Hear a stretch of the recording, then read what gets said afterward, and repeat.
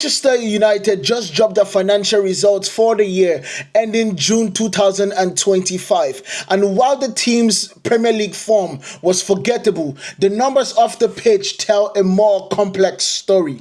Let's break it down in plain English for every single person in the back and in the front to understand, because this is quite important. Let's go.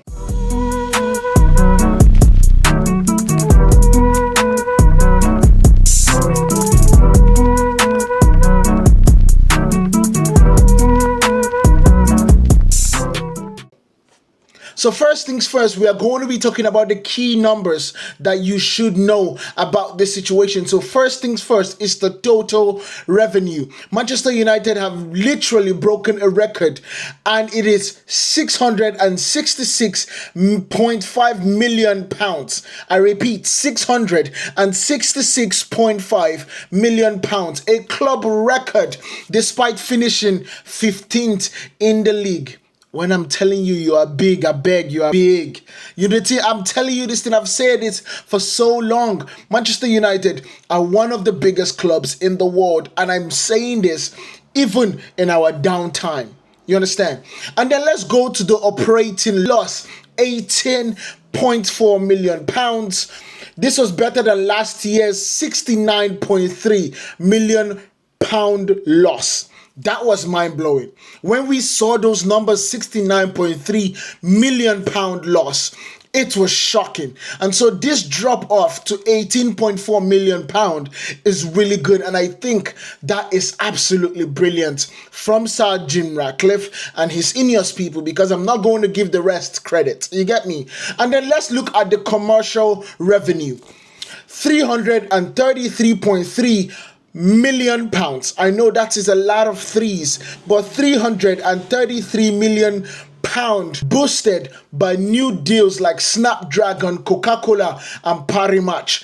The truth about this situation is that when it comes to getting these deals over the line, there's really no club that does it better than Manchester United, because bro, are they good at getting commercial deals.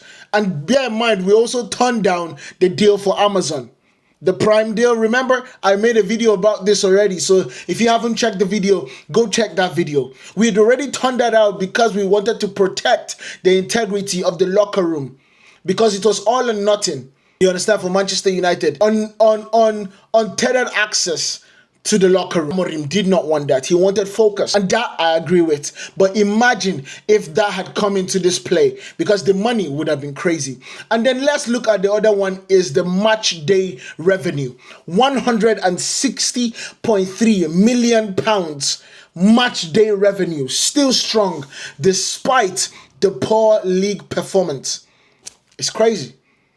And then this is the critical part about this situation that I literally tell people, especially when it comes to the FFP position.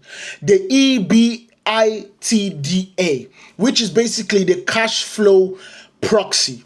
£182.8 million, arguably.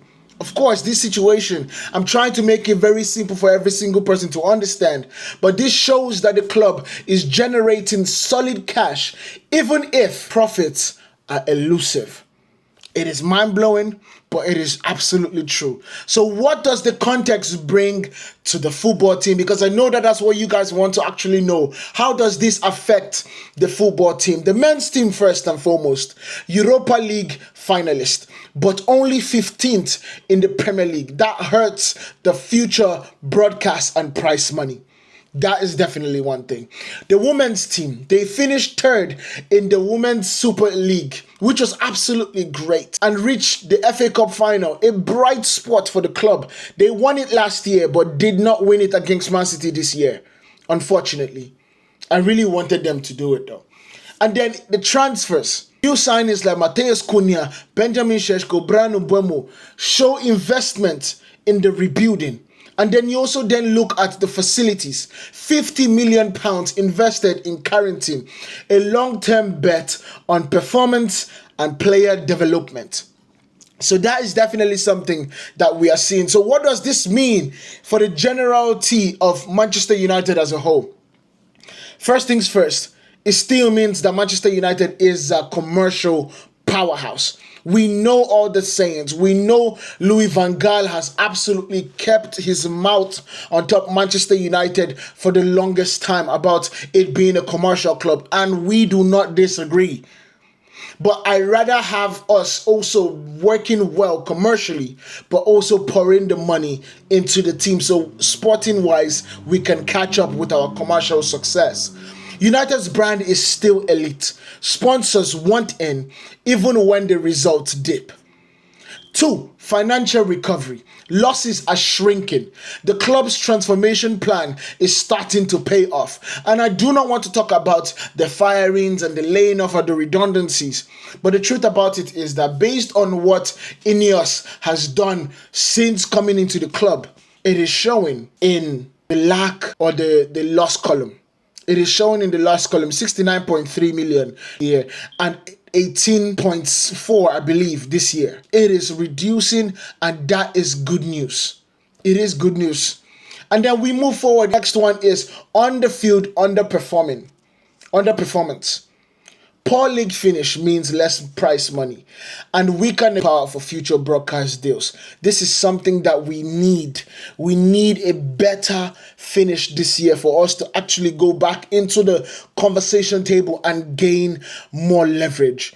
Manchester United have absolutely major leverage when we are at the top, challenging for titles, challenging for Champions League places and things like that. We could have more money to put into the club, to put into the team, to put into the manager, to put into the dressing room, to just make sure that these players have everything that they need to absolutely succeed for our club.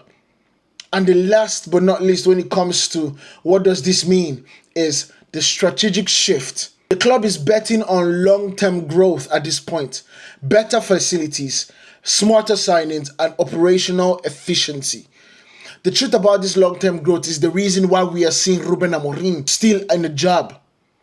Man United in the past have spent about 50 to 51 million pounds on literally severance package. From David Moyes to Louis van Gaal to Jose Mourinho to Ole Gunnar Solskjaer to the rest of them, Erik ten Hag. We cannot afford to start spending another 13 million to fire Ruben Amorim because we are focused on the long term. Not that we cannot do it, but there's a focus on the long term that is also showing on this particular front.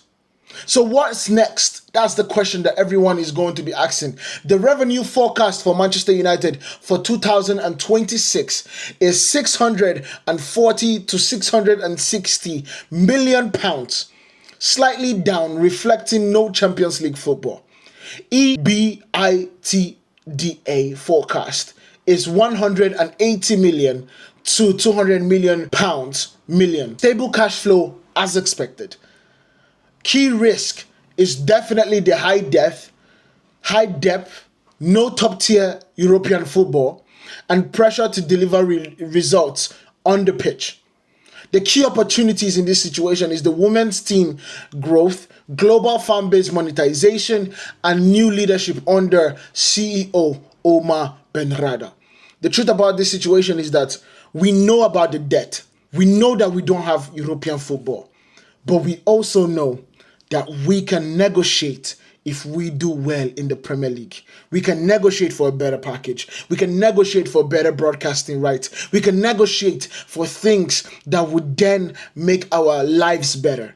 Because this particular one in this showing is not going to show how we did this year on this particular one. It's going to show it on the 2026. And so we need to absolutely do very well this year in the Premier League.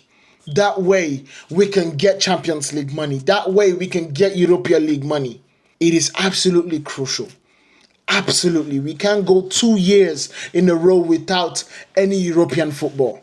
That would absolutely be sacrilegious. Man United's financials show a club that is still commercially dominant, cautiously recovering and investing in the future.